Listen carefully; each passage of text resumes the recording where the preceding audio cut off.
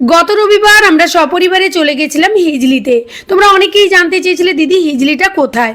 এটা আমাদের পূর্ব মেদিনীপুরের খেজুরি থানায় নিজকসবা গ্রামের হিজলি শরীফ বা বাবা সাহেব কোটগড়া নামে পরিচিত এই জায়গাটিতে আমরা গিয়েছিলাম। তো আমরা যেহেতু হলদিয়াতে থাকি, নদী পার হয়ে আমরা নন্দীগ্রাম ফেরিঘাটে গিয়ে ওখানে অটো ধরে এই যে চলে যাচ্ছি গ্রামের মেঠো পথ ধরে। যদিও এটা গ্রামের মেঠো পথ নয়, কংক্রিটের রাস্তা। জায়গাটা হচ্ছে সোনাচূড়া বড় বাঁধ। হ্যাঁ, সোনাচূড়া বড় বাঁধ। আমাদের গাড়ির চাকা পাংচার হয়ে গেছে। অবস্থাটা কি হয়েছে বাবু, আর একটু হলে উল্টে যেতাম আমরা।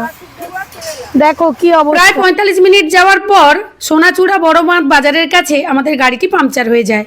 তো চাচা আমাদেরকে এখানে নামিয়ে দিয়ে বললো, তোমরা একটু চা খাও, একটু রেস্ট নাও, আমি ততক্ষণে চাকাটাকে সারিয়ে নিচ্ছি। তো আমরা সবাই মিলে চা খেতে গেলাম। এই মুরগি দিয়ে ওখানে রান্না হবে, রান্না হয়ে ওখানে কিছু মানুষকে খাওয়ানো হবে। নিয়ম বলতে সেরকম কিছু নেই, মানে আমি এরকমই মানত করেছিলাম যে ওখানে কিছু মানুষকে খাওয়াবো, তো তাই মুরগিটা নিয়ে নিয়েছি। তো চাটা খেয়ে আসি, ততক্ষণে গাড়িটা সারানো হয়ে যাক। ভালো, এটা লম্বুগুলো খেতে ভালো লাগে। এটা দেখতে গোল গোল, কিন্তু এর নাম হচ্ছে লম্বু। যেহেতু আমরা সকাল সকাল বেরিয়েছি তো কিছু সেরকম খাওয়া হয়নি, তাই দোকানে আমরা চা আর লম্বু খেলাম। গোল গোল লম্বু না, লম্বু নয় লম্বু। তুই কি খাবি? আম পাচক? সকাল সকাল কি আম পাচক খাবি? কটা বাজে দেখি, সত্যি 11 কিনা? হ্যাঁ তো সত্যি 11। আর তারপরে কত বলো? 16। বাবা মামুনি, 11 16।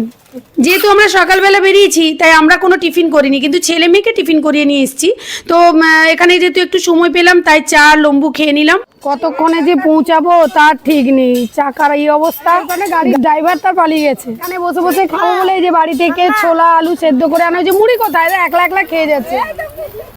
আমরা যেখানে যাই কিছু না কিছু খাবার সঙ্গে রাখি, বিস্কুট তো অবশ্যই থাকে। তো যেহেতু অনেকজন মিলে যাচ্ছিলাম তাই ছোলা আলু সেদ্ধ করে ভেজে নিয়ে এসেছিলো দিদি, সঙ্গে এখানে বসে আমরা একটু মুড়িও খেয়ে নিলাম। তো প্রায় 1 ঘন্টা আমরা এখানে ওয়েট করলাম। তার মধ্যে চাচা মানে চাকাটাকে ঠিক করতে পারলো না, আমাদেরকে অন্য গাড়ি একটা ঠিক করে দিল।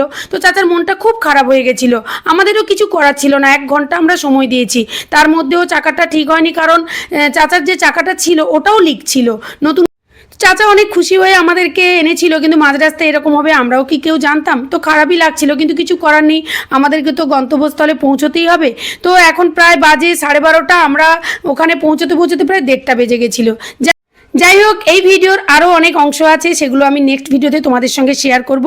আমার এই ব্লগ ভিডিওটি কেমন লাগলো কমেন্ট করে জানিও, আর ভালো লাগলে শেয়ার করে দিও। সবাই ভালো থেকো, সুস্থ থেকো।